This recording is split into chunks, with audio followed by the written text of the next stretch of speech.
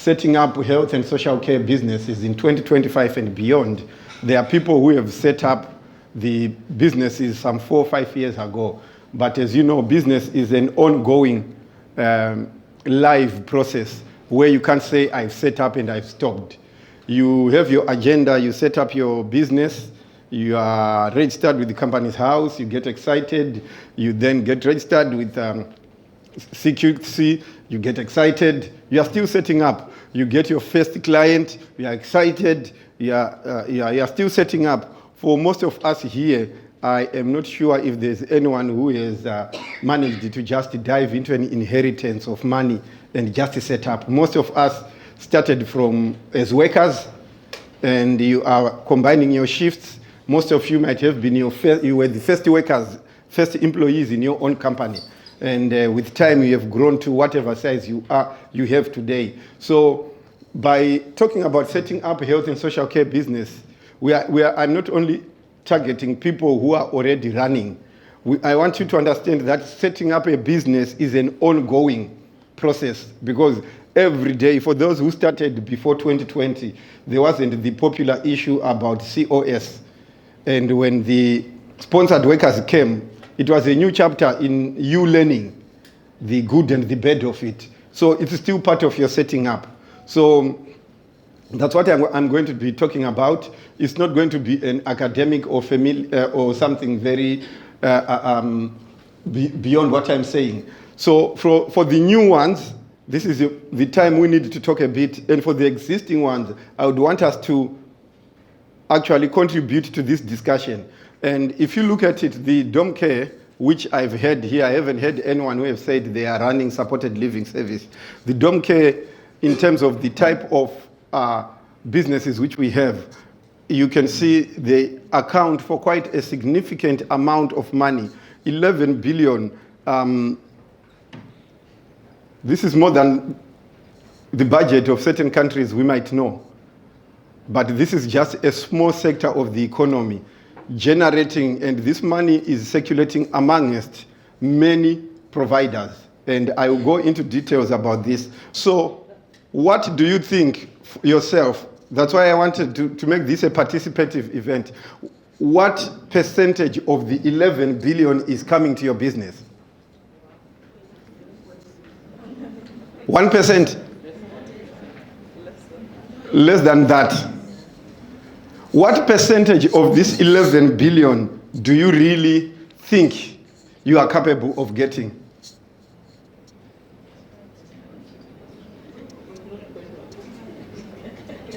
Sorry? You have got the potential of getting all of this money. Here we are talking potential is what is possible when we remove all barriers.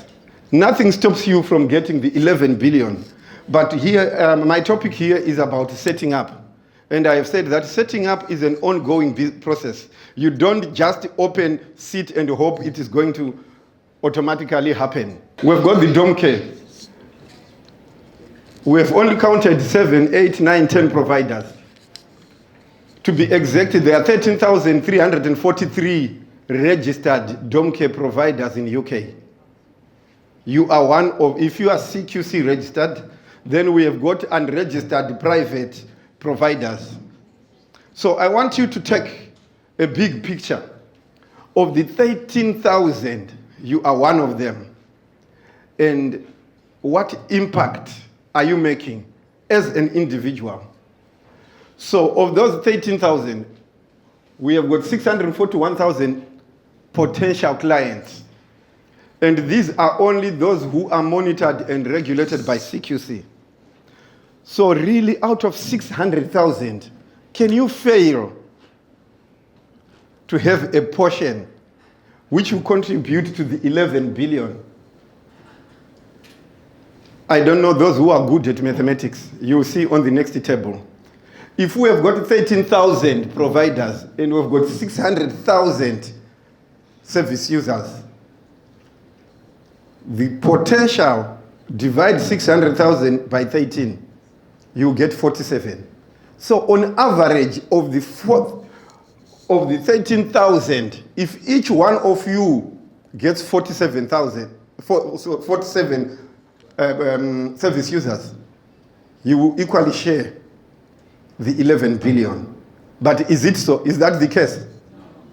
Because I'm talking about the setup, because that is where the mistake and the error starts. Most people wake up and see that George next door is making money in their own imagination. I am in Bournemouth. I want to set up also in Bournemouth. That's all that is driving me. So the error of setting up a business starts from there. We are setting up businesses where we live because we think where we live is where we want to do the business. But the reality is that business is where there is business. Business is not where you are living. So we start to make mistakes where we have a lot of providers in areas where there is no demand. Then we think, because of these 641,000, not all of them are equally distributed throughout the country so that each one of you can get 47. So we want as providers to start, when you are setting up, do your research, do your homework, do the demand. So we want as providers really to understand that it's not about where you are located. AJ here has just talked about knowing 10 providers in Bournemouth. You will see the statistics as we go on. So what I just wanted to make you aware is the availability of business is not dependent on what you think has to happen. As a health and social care provider, you need to notice that there are areas where there is so much demand. And there are areas where they are oversubscribed. So we get a lot of inquiries, how do I do this? So unless you understand where you are operating and the dynamics in that area before you set up the business. We have had people who are very agile. I think we've had one person who came here last time. He was based in Southend-on-Sea. We went and we told him, there is no business in Southend-on-Sea. Go to Devon. On the 3rd of June 2024, they went to Devon. The company is not a secret, it's called Live Social Support. As of March this year, when they sold their company, I want you to look at this. June 2024, they had 0 clients. They went to Devon. They went at the right time, right advice, and took the action. Husband, wife, and children uplifted themselves to go to Devon. March 28, they sold that part of their dom care business with 74 clients at 240,000. And they've now diverted into children's services and supported because that is what they wanted. What I am saying, they were in Southend-on-Sea for 2 years without a client, and they received a notification of decision by CQC to be deregistered because they had been dormant. They went there. So what I'm saying, in 2025 and beyond, when you are setting up a business, look at the demand, be prepared, be agile, and be willing to move. There are a lot of people who spend so much money advertising, LinkedIn, Facebook. If you are in the West Midlands and you are in Birmingham area, I'm not saying don't set up. You are most likely not to succeed because it's oversubscribed. There's no amount of passion which will give you business in that area. Okay, if dom care is not part of what you want to do, we talked about non-emergency transport services, the last 2 sessions. Already we have got 3 people whom we have registered. One of them has succeeded and 2 are at interview stage. They are now doing the non-emergency transport service. So one of the issues is just like our African heritage, we are like sheep. If someone sets up dom care, I also want dom care. We never look beyond in other areas. There is an acute shortage of non-emergency transport services, which is those people, we have got a GP here who deals with so many of them, Dr. Brighton here. Some of the people cannot be transported in the normal taxi, Uber, and all that. There is specialized, but their conditions are not such that they need blue light. There is a big shortage there. But it's not a matter of me saying there's a shortage and then you go and dive into it. Again, not preempting because I'm not sure about Brighton's topic, but again, part of what lacks is our leadership knowledge in managing these things. Then when we are sinking in money, we end up making bad decisions. But as you can see, there is a lot working with the NHS, with the prison service, with the justice services. But we are not looking at all that. We are only focusing on DOM. And I mean, I don't know whether there are people from Birmingham outside Danai and Wilson. But what I can say is my research has shown that it's oversubscribed, especially DOM care and supported living. Have you looked somewhere else? Have you ventured just beyond Birmingham? Have you ventured, are you prepared to go up north? Then we've got the children's services and supported living. We don't have a supported living provider here. It's not by chance that we don't have. Most of it are barriers to entry. Children's services, I think we have someone who's going to present about children. We've got very few children's services and we will talk about it. So here I'm just making you aware that in setting up our businesses, we need to be looking. This is just the calculation which I've already talked about. But now, let's look at these statistics. It's very important before you set up your business or wherever you are, you need to go back and research. We have talked about that. You can see the number of estimated service users in the top 3 regions of the country.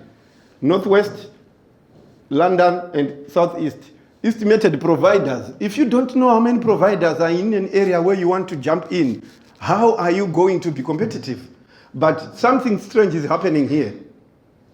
Can you see the statistics? While the national average is 47, but the biggest area provider, they are 21.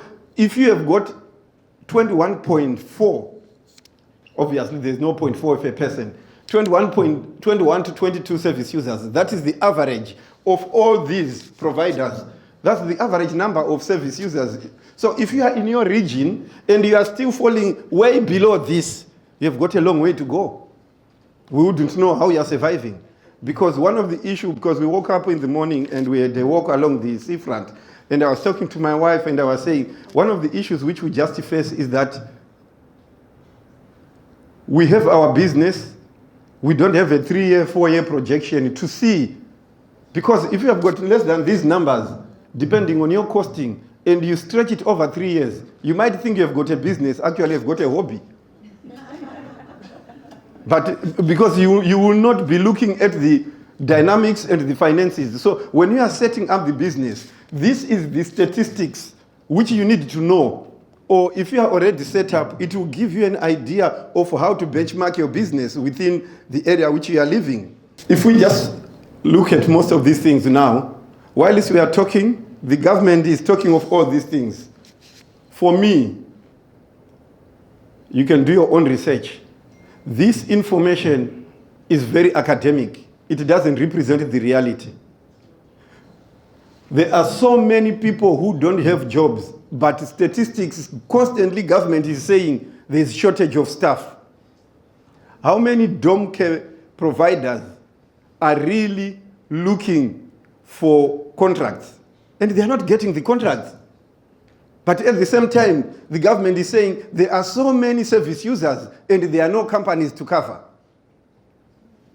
I wouldn't know your own personal situations, but we also run a DOM care service, our own. We've got challenges in that when we talk to the local authority in Hereford, they tell us they cannot talk to us because we are not on their framework. One. But when the packages come, there is the preferential. You remember I was talking about the sizes and the 641,000. Of the 641,000, 70% is controlled by 10 companies. If you are a DOM care or in average, whichever sector you are, 10 companies control 70% of the business. So which, if you are not in the top 10, you are fighting for the 30%. So without that knowledge, because that's why they say the currency of today is data. The most important thing you need to improve and work on in your service is data. Without the information, with the advent of ChatGPT and all those Gemini and Copilot, people have ceased to think. They think that when they punch information there, whatever is there is correct. You read, as we are talking about here, recruitment in adult social care. Those are the roles which are estimated. But if you go on the ground, because there is so much missing information, I don't know how many of you do complete the trackers. And some local authorities or some areas have forgotten about it.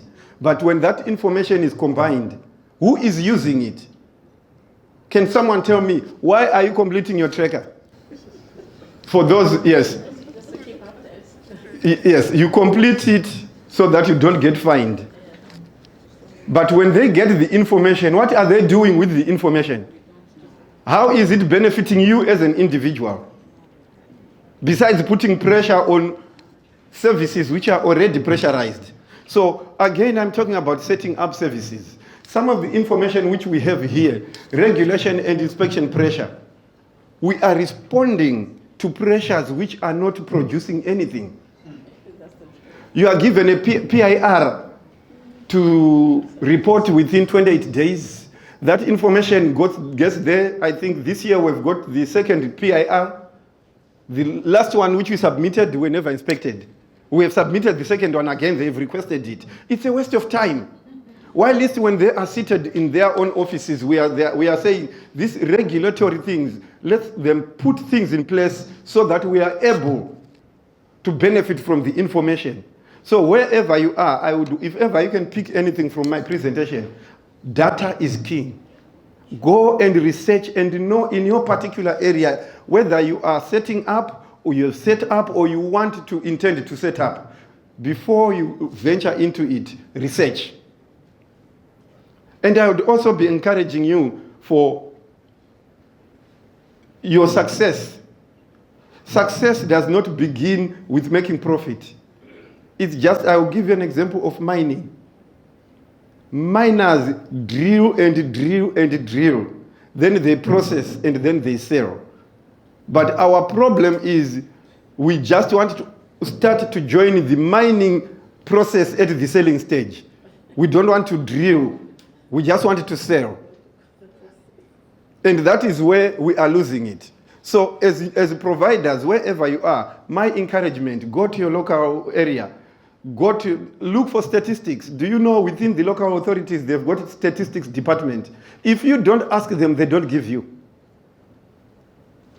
If you don't ask them, they don't give you. And if they see that you are always on their face, in order for you to stop pestering them, they'll just give you the information without asking. Whenever new data comes, they would know, so and so, Godfrey, this one, they're always here. Then you are on their list. So these things need a strategy as well. Have a presence in your area so that you are known. The presence is not just merely going to criticize when things don't go right. The presence is for you to, when there are local meetings, go there. When there are exhibitions, you don't necessarily need to go and exhibit, but just be part of associations, part of the meetings which are happening in your own area. In so doing, you are establishing your presence within the care sector. The financial viability, I will quickly go through the financial viability in that most of us as well, like I've said, I don't know your backgrounds, all of you, but very few, if I can estimate, have inherited money to come and start the businesses. So we are working, getting our income, save the small amount which we have, we then put into the business. And when you apply CQC and OFSTED, they conduct a financial viability. But people think they'll go to the accountants and just it's signed off. That paper is important. It's not important at the point of application. It becomes important when you mismanage your business. When the regulation now begins to, I was dealing with a company which yesterday was liquidated. They've been fighting CQC for about 5 months. Unfortunately, because one, they were underpaying their staff. They were not paying the maternity leave. Overnight, they received a bill of 97,000, which they needed to settle last year in August. They couldn't.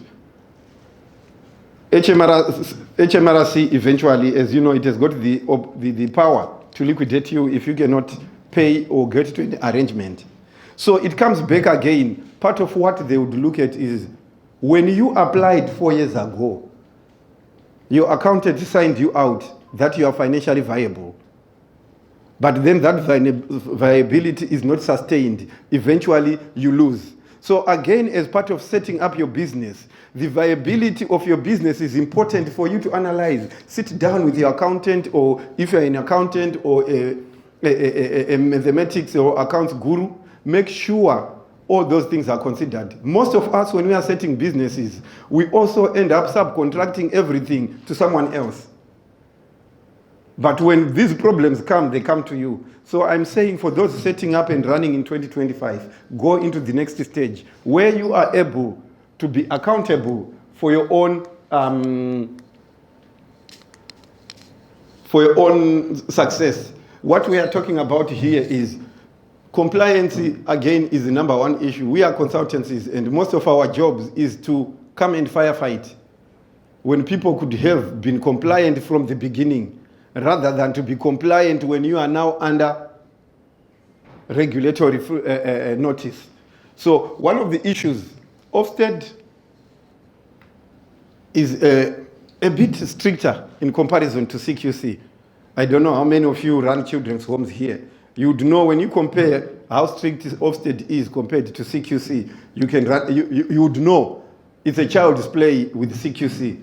OFSTED regulations do not have the same leeway as CQC. But what we are seeing to new and existing providers is that ability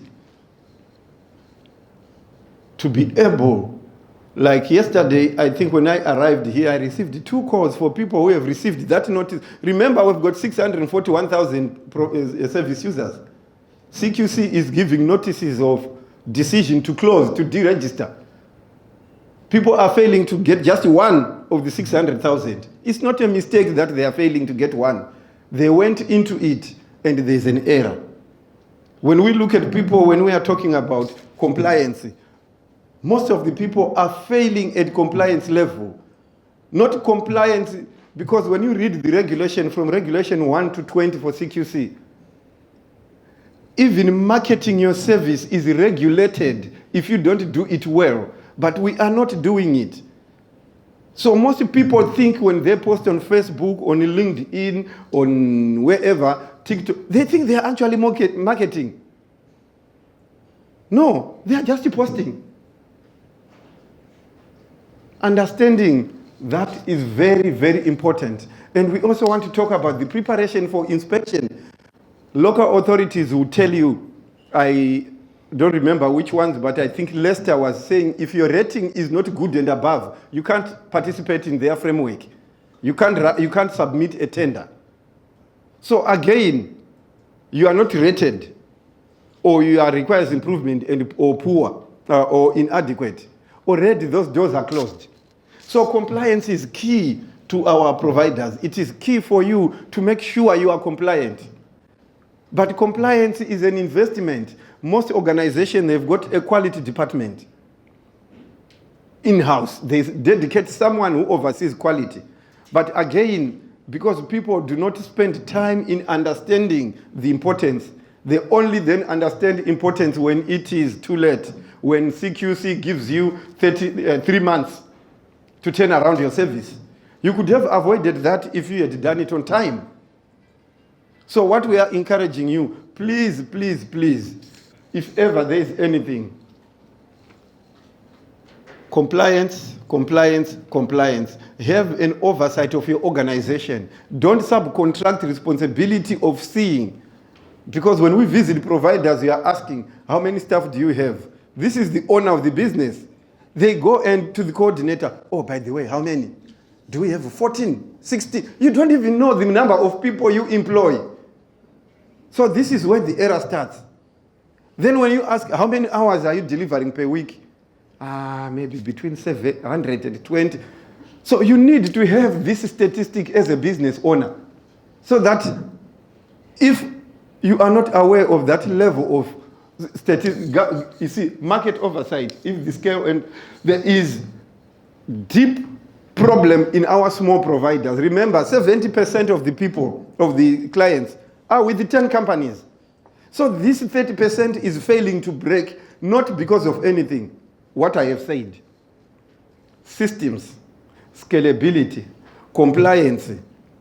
Because these barriers are put, and because you don't have systems. I don't know how many of you have got background as social workers.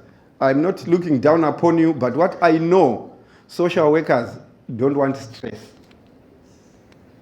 So if you are a provider who gives them stress, even when the opportunities come, they don't come to you. That's why whenever there are packages, they go to Helping Hand, Bluebird, Alina Care. Those are big people with all the systems, no headache for the social worker.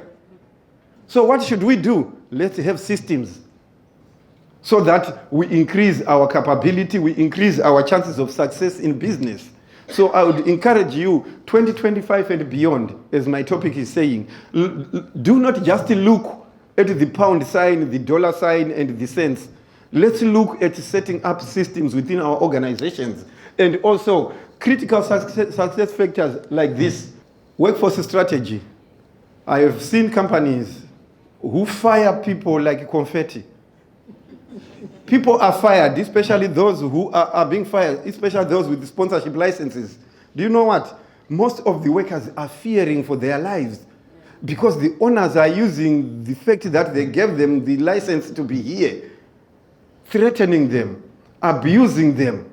That on its own, if you are in the dom care sector, you have got number one problem. Constant change of staff means your service users are not receiving constant and up-to-date and supportive measures within the packages. And what does, for those who have gone through PAMS, PAMS is the auditing from the local authorities. One of the questions they ask is, why are you having such high staff turnover? So we need the strategies to make sure we keep our staff.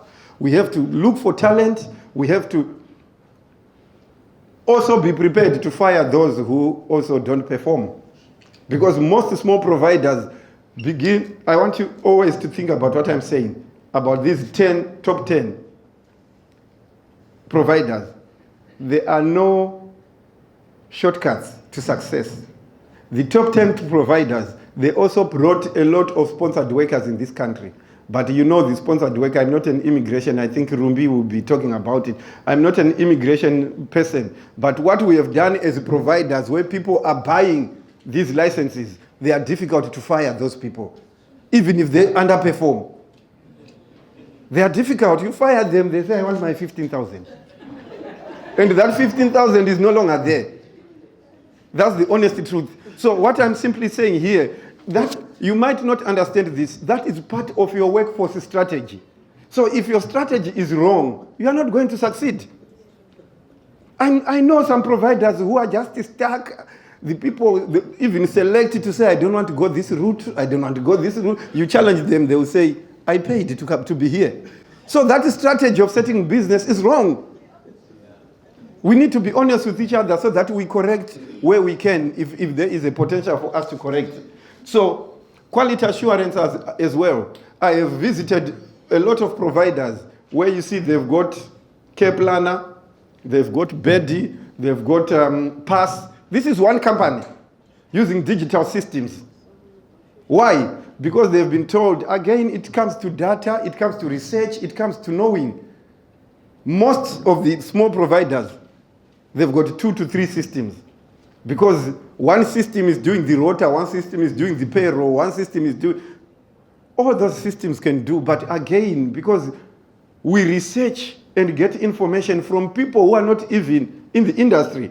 And the number one enemy of most of you are guilty of it, I'm sorry to say.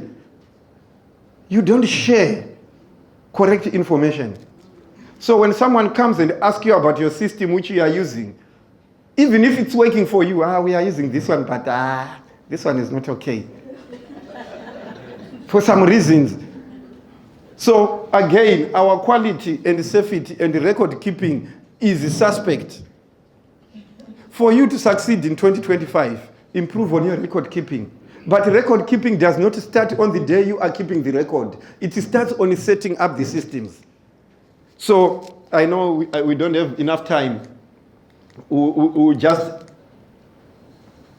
talk again about financial management. And I've just talked about it.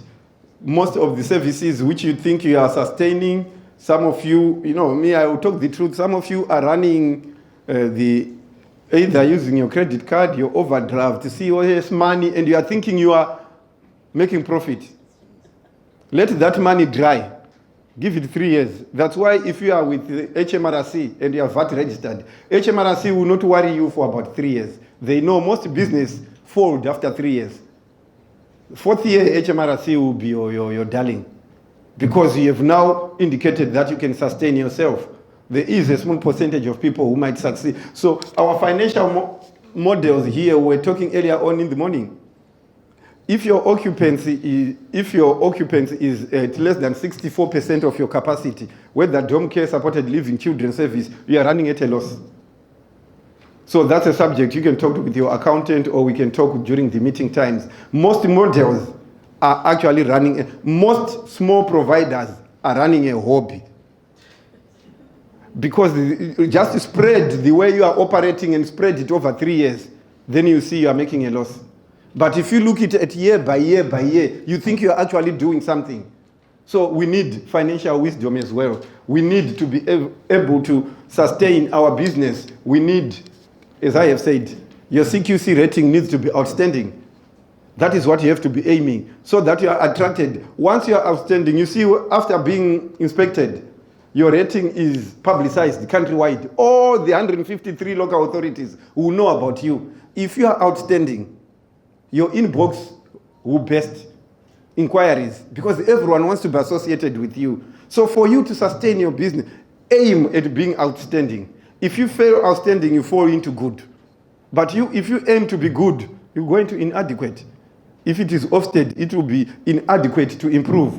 For you to be sustainable, these are the procedures which you really need to take. Understand your market, regulatory preparation, workforce setup, operational launch, which you need to do, which most people overnight, if you are lucky in a region where I've seen people overnight, they have nothing. One company, I think that was in Exeter, it was closed. They were approached by the council. Overnight, they had 27 clients. They were not ready for it. And what then happened is a lot of safeguardings, a lot of things, because the launching was not done properly. Then the strategy to expand, don't just sit in one place. If where you are, there isn't capacity, look at expanding to other areas. So we just want to make sure all these things are addressed when you are setting up your business in 2025 and beyond. Please think about what I have said. It's just far beyond just setting up an office. Do your homework, do your research. And also you who are here, if you get new people who want to get into the industry, talk to, support them. It's not always about money, just time, guidance, refer them to someone who can help. So that if we are in Hereford, we are in Crawley, you are in Manchester, what will it harm me to give you the tricks which I am using in Hereford for you to try in Manchester? So let's get into that spirit, that ability to be able to support each other through the networks. And if we manage, you will see that with time, we'll grow a bigger platform.